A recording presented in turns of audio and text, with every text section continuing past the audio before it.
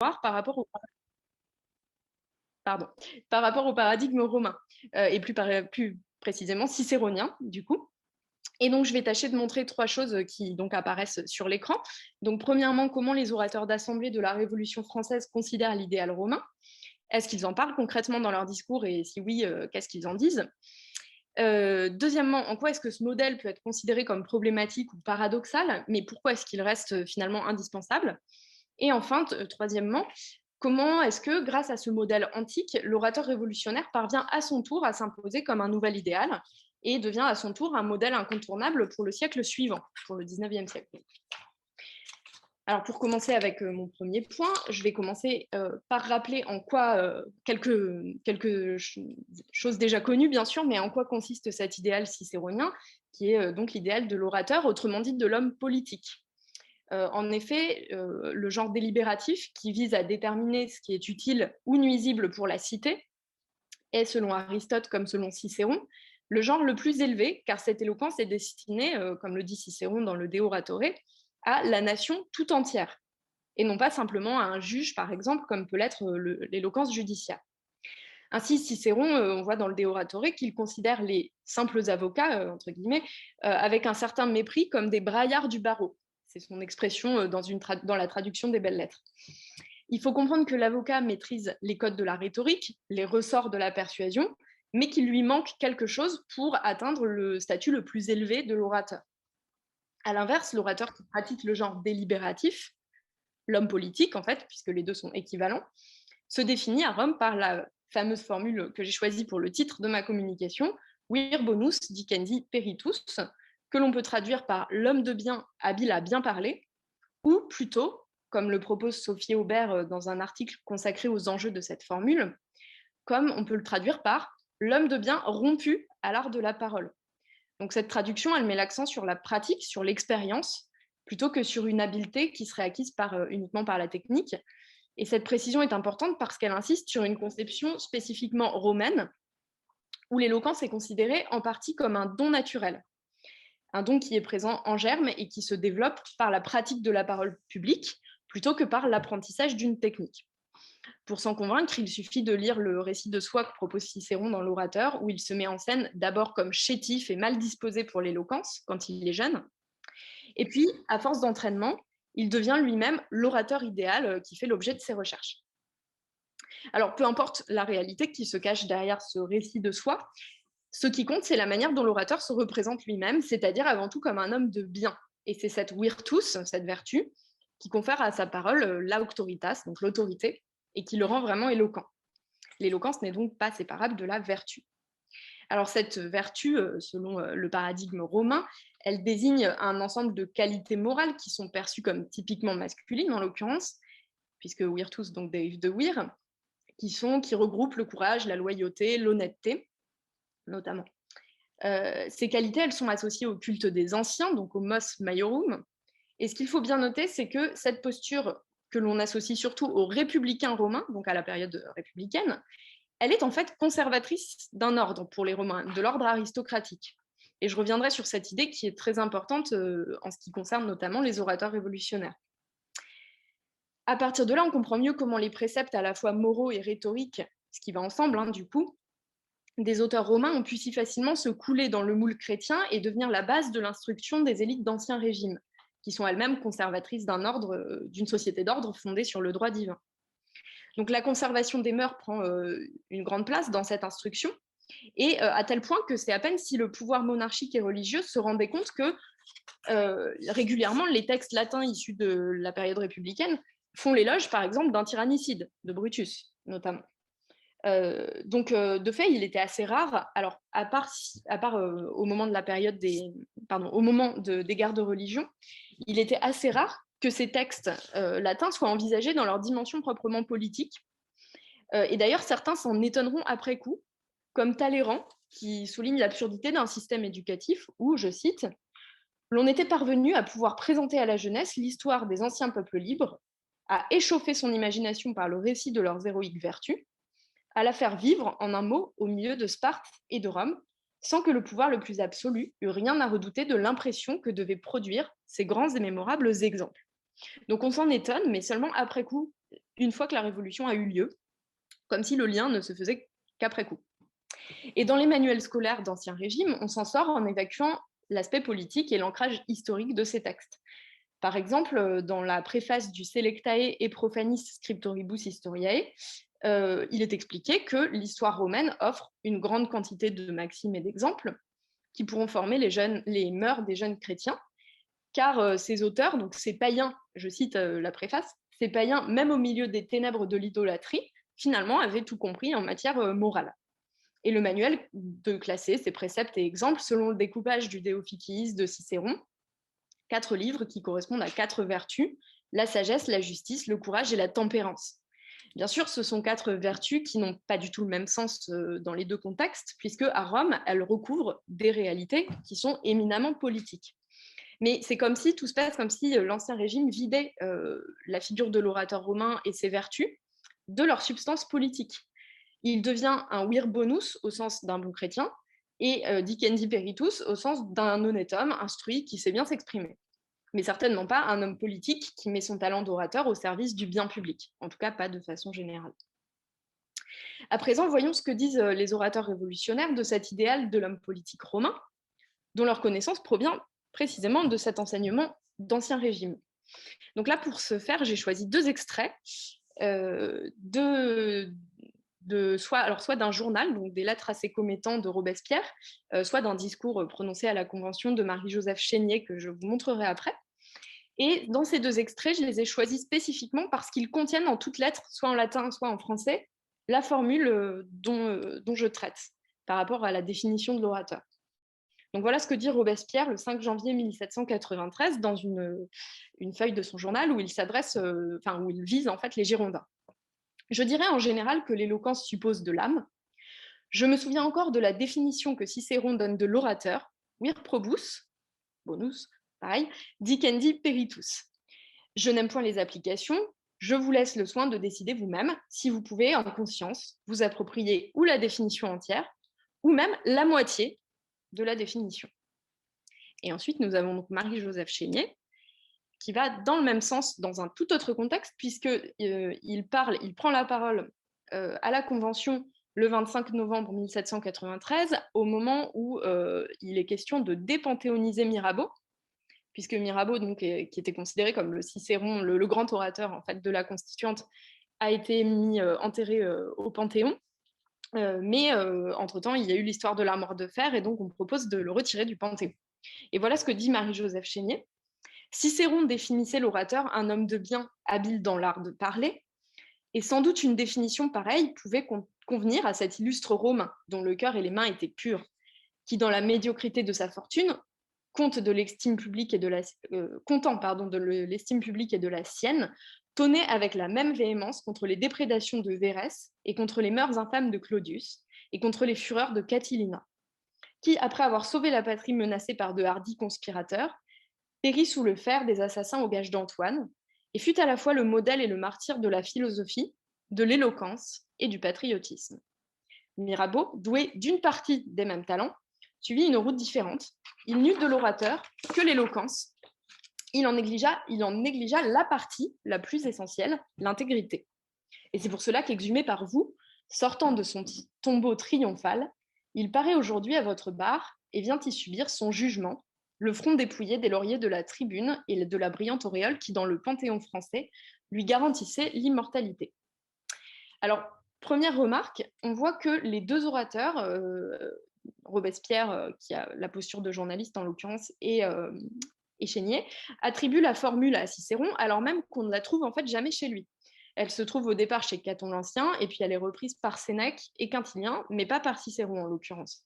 Alors ça peut paraître un détail, mais selon moi, ça dit une chose, c'est-à-dire qu'on trouve dans la représentation des orateurs une superposition parfaite entre le Cicéron théoricien de l'éloquence et le Cicéron personnage historique héroïque, connu pour ses exploits comme orateur politique. Autrement dit, plus qu'une erreur, il faut y voir l'invention d'une coïncidence absolue entre une théorie oratoire et une pratique héroïque largement mythifiée. Autre remarque, les 2 orateurs insistent sur le fait que la formule qu'ils attribuent à Cicéron est en 2 parties. Et ils se servent de la séparation, comme vous avez pu le voir, de ces 2 parties pour attaquer leurs adversaires, que ce soit les Girondins dans le premier cas, ou Mirabeau dans le second. Donc définir le bon orateur, c'est deux choses pour eux. C'est d'une part un outil rhétorique qui vise à remporter la lutte contre les adversaires politiques, mais c'est aussi une manière constante tout au long de la Révolution de réfléchir sur l'essence du vrai révolutionnaire. Alors si on examine de plus près ce second extrait que vous avez sous les yeux, on voit que c'est assez curieux d'ailleurs, sous la forme d'une amplification très académique, Chénier propose un éloge de Cicéron qui peut paraître surprenant en tout cas. Pourquoi est-ce qu'on s'attarde tant sur l'orateur antique quand il est en fait question de Mirabeau ici? Est-ce que c'est juste pour exhiber sa maîtrise parfaite des codes de la rhétorique? Probablement pas. On peut y voir plusieurs possibilités. D'une part, le fait que Cicéron, ce qui est évident, hein, le fait que Cicéron serve ici de point de comparaison pour faire ressortir le caractère incomplet et bancal de Mirabeau, alors même que celui-ci avait de son vivant la réputation d'être le plus grand des orateurs, d'être un modèle. Donc poursuivre la Révolution, c'est poursuivre sans cesse la quête de l'orateur idéal et se heurter à des déconvenus, en l'occurrence le vir dicendi peritus n'était pas bonus. Et deuxièmement, il s'agit aussi de poser les éléments d'un récit des origines de l'éloquence révolutionnaire en inventant un modèle. Il n'y a rien de nouveau dans ce que dit Chénier sur la vie de Cicéron, il ne fait que reprendre en fait des épisodes qu'on connaît déjà très bien, mais on voit qu'il met l'accent sur certaines dimensions. En l'occurrence, là, le patriotisme qui rentre dans sa définition de l'orateur et qui se trouve parfaitement transposable, en l'occurrence, à la situation de 1793, où l'Union nationale se trouve menacée. Donc les orateurs révolutionnaires s'approprient le personnage de Cicéron afin d'en faire un héros du récit de leur présent et des événements qu'ils vivent et dont ils sont les acteurs. Et donc plutôt que de voir dans les orateurs révolutionnaires des copies du modèle romain, il faudrait plutôt envisager le personnage romain, donc Cicéron en l'occurrence, tel qu'il se présente dans le discours révolutionnaire comme l'invention d'un idéal de l'éloquence révolutionnaire. Alors j'en viens à mon deuxième moment de ma réflexion. Donc, bon, comme je l'ai déjà un petit peu dit, ça peut sembler paradoxal dans la mesure où la République romaine est une société d'ordre aristocratique et où Cicéron lui-même, en vérité, est un défenseur de cet ordre. Il défend le parti des optimates. Et donc ça, les révolutionnaires ne l'ignorent pas. Il n'est pas question pour eux de copier la République romaine. Je prends un exemple qui illustre bien cette conscience d'un écart entre Rome et puis le présent révolutionnaire. Donc pour l'anecdote, on se trouve dans une discussion autour d'un article de la Constitution de 1793 à la Convention, et plusieurs orateurs vont intervenir. Et donc, ce qui est intéressant, c'est que l'article, dont j'ai d'ailleurs oublié le contenu, mais vous allez voir que ce n'est pas très important, l'article qui est discuté devient un prétexte pour glisser sur un débat rhétorique, en fait. Donc Mercier commence par railler un autre orateur qui est Basire, qui est un montagnard, qui vient d'affirmer dans une brève sentence que les représentants du peuple ont fait un traité avec la mort. Bon, donc là, vous reconnaissez une allusion au serment vivre libre ou mourir. Et donc Mercier, qui est un modéré, va répondre « Cette exaltation des idées n'est point la véritable grandeur ». Pardon, je vous mets la citation, voilà. « À peine avez-vous des idées justes sur la liberté, et déjà vous osez vous placer au niveau des Romains. Je demande la radiation de cet article, parce que la génération présente n'est point encore à la hauteur où elle devrait être. » Alors là, Mercier mentionne les Romains, alors que Basire n'en a pas explicitement parlé. Et plusieurs facteurs lui font ainsi interpréter et détourner la phrase sur la mort qu'a prononcée Basire. C'est d'une part la conjugaison entre le style marqué par le sublime de la brièveté, un imaginaire qui renvoie de façon générale à une mode romaine, c'est-à-dire l'idéal stoïcien surtout de la mort volontaire, et puis un épisode précis de l'histoire romaine qui est le serment que les sénateurs romains font de mourir sur leur siège durant l'invasion gauloise de 390, si j'ai bonne mémoire. Donc cette association avec l'idéal moral et rhétorique romain est si évidente que Barrère et Robespierre, qui font aussi partie du débat, embrayent directement sur cette idée et ils répondent, alors je ne vais pas tout lire parce que c'est un peu long, mais ils répondent par exemple chez Robespierre, donc où a-t-il vu cet homme que nous fussions inférieurs aux Romains? Où a-t-il vu cet homme que la constitution que nous allons terminer fut au-dessous de ce Sénat despotique qui ne connut jamais la déclaration des droits de l'homme? Et Barrère, je demande à ces hommes qui voient toujours dans les peuples anciens au-dessus des peuples modernes, je leur demande si les Romains avaient proclamé la déclaration des droits de l'homme. Rome qui tenait le peuple dans l'avilissement et ne savait que le traîner à terre, Rome avait-elle aboli la noblesse? Voilà. Donc on voit bien que je ne lis pas toute la citation, mais voilà, vous l'avez à l'écran, mais on voit bien que quand il s'agit d'adapter leur stratégie pour s'opposer à un adversaire, les orateurs révolutionnaires expriment parfaitement leur conscience de l'écart qu'il y a entre le modèle romain et ce qu'ils font eux, qui est au-dessus, en fait. Donc il s'agit bien nullement de copier le modèle, mais bien de le corriger, de le régénérer, en fait, selon l'expression consacrée. Et en effet, des personnages comme Cicéron, comme les deux Brutus ou encore les deux Caton, qui sont très fréquemment érigés en héros dans les figures d'analogie mobilisées par tous les camps des orateurs révolutionnaires, ce sont tous des défenseurs de l'ordre aristocratique romain. Et on ne doit pas y voir un manque de cohérence ou de rigueur, mais plutôt la nécessité d'élaborer un récit des origines universelles, une sorte de mythologie où chaque personnage acquiert une valeur symbolique. Il est vrai que les différents camps pourraient faire appel à des figures tutélaires différentes en fonction de leur idéologie, pourquoi pas, mais de fait, ça n'est pas le cas. Et il semble indispensable pour tous les révolutionnaires de se référer à des modèles communs. Mais pour autant, on le voit bien, suffisamment plastiques pour être adaptables et pour pouvoir être déployés au sein de récits concurrents. Donc, dans le cas du modèle cicéronien, il s'agit à la fois de retrouver un idéal rhétorique et politique nécessaire à la Révolution, donc celui d'une parole efficace capable de s'adresser à toute la nation et dénuée d'artifices trompeurs, et de vider, bien sûr, pour ça, il s'agit de vider la substance historique, enfin, l'épaisseur historique vraiment du personnage. Donc il s'agit de construire véritablement un personnage d'orateur qui puisse servir de repère universel et de s'approprier ce qui fait la substantifique moelle de cette universalité. Derrière cette recherche se cache la volonté de retrouver un âge d'or de l'éloquence et donc d'inventer un Cicéron finalement qui serait un orateur révolutionnaire avant l'heure. Ce n'est donc pas tant encore une fois, que l'orateur révolutionnaire imite le vir bonus dicendi peritus romain, qu'il le moule en fait à sa convenance pour se représenter lui-même comme s'il se tendait un miroir.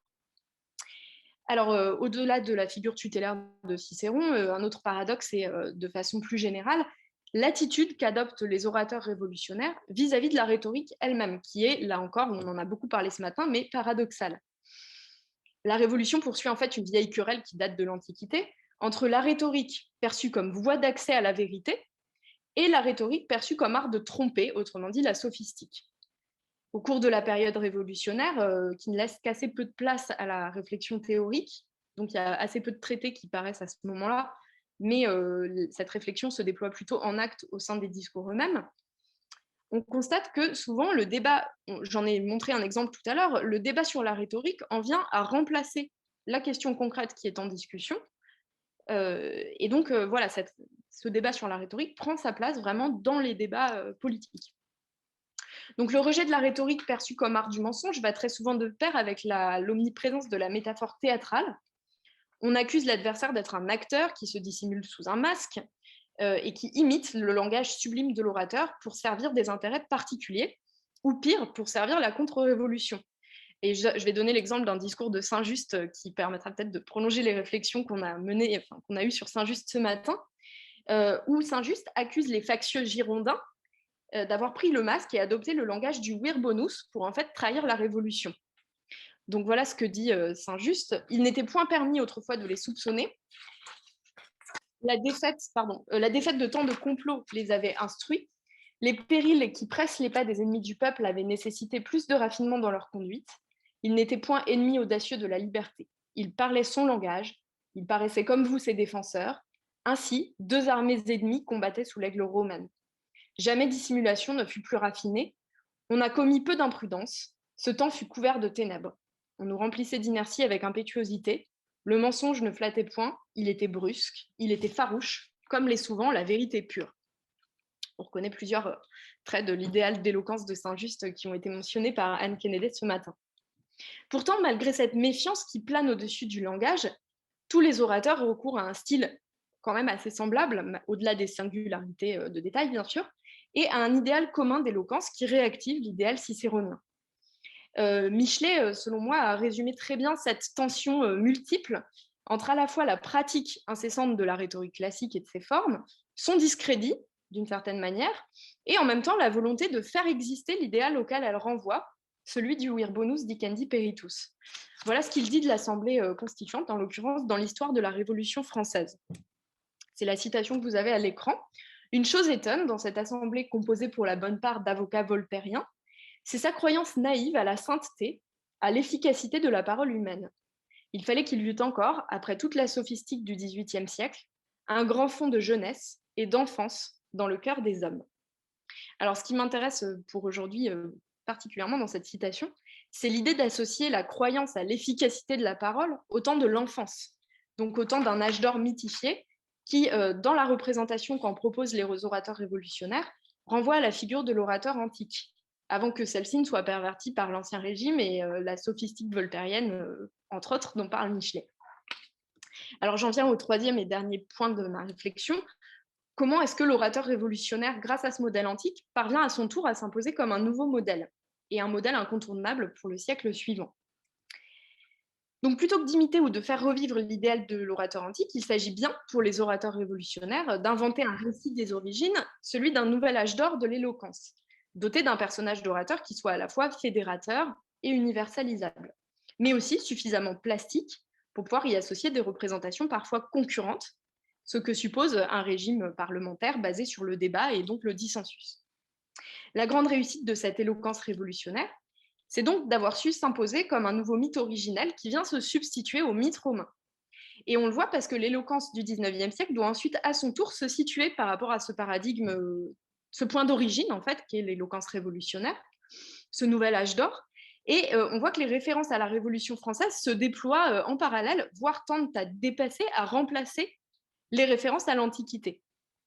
Et ce qui est intéressant, c'est de voir également que les débats qui ont eu lieu autour de la rhétorique et de ses artifices aussi, pendant la Révolution, ils se répètent tout au long du XIXe siècle en se déplaçant légèrement, puisque ce débat entre rejet de la rhétorique comme art du mensonge et véritable éloquence qui va de pair avec la vertu se trouve transposé dans en fait une concurrence entre deux modèles qui tous deux se réclament en fait explicitement ou non de la figure, plus ou moins explicitement, de la figure du vir bonus dicet diperitus, l'une par opposition à l'autre. C'est donc d'un côté l'éloquence révolutionnaire, qui est imitée des orateurs de la Révolution française et qui fait office soit de modèle pour les révolutions suivantes, soit de repoussoir, comme en témoigne par exemple Jules Vallès, qui voit dans cette éloquence révolutionnaire un style grand sièclisé, comme il dit, incapable de véritablement fédérer le peuple. Et d'un autre côté, le modèle de l'éloquence parlementaire, qui se déploie sous la Restauration et la monarchie de Juillet, et qui s'affirme contre le modèle révolutionnaire. Et donc, il est intéressant de voir que les deux camps se renvoient des accusations. D'une part, voilà, les orateurs révolutionnaires sont accusés d'être des déclamateurs, des sophistes, des mauvais copistes de l'éloquence cicéronienne. Et d'un autre côté, l'éloquence parlementaire, elle, est accusée d'être en fait une éloquence de représentation au sens théâtral du terme. Voilà, donc au-delà de ces critiques qui touchent les deux modèles, ce qui est intéressant, cependant, c'est de voir que l'éloquence parlementaire, qui est le nouvel idéal de l'éloquence délibérative au milieu du XIXe siècle, se trouve cependant toujours ramenée à l'obsession du modèle révolutionnaire, un petit peu comme les révolutionnaires par rapport au modèle romain. Non seulement les révolutions, comme je l'ai dit, qui scandent la période, ne cessent de réactiver ce récit des origines, en se déployant dans de nouveaux espaces, donc la presse, les banquets ou encore la rue, tout simplement. Mais encore, on trouve au sein même des discours les plus explicitement contre-révolutionnaires une présence obsédante du style associé à la période jacobine. Donc là, je vais juste prendre un exemple qui est un discours, alors je vais vous expliquer ensuite, mais qui est un discours de Labourdonnais qui est prononcé à la Chambre introuvable en 1815 à l'issue des 100 jours. Et l'orateur royaliste, en l'occurrence, propose une loi d'amnistie donc pour les complices de ceux qui ont orchestré le retour de Bonaparte. Mais par contre, pour ceux-ci, donc pour ceux qui ont orchestré ce retour, il réclame, dans une formule restée célèbre, des fers, des bourreaux, des supplices. Et ce qui est intéressant, c'est de voir que plusieurs passages de son discours sont clairement imités de Marat, et de passages de Marat dans L'Ami du peuple. Marat qui est justement l'orateur révolutionnaire le plus décrié pour sa radicalité et sa violence.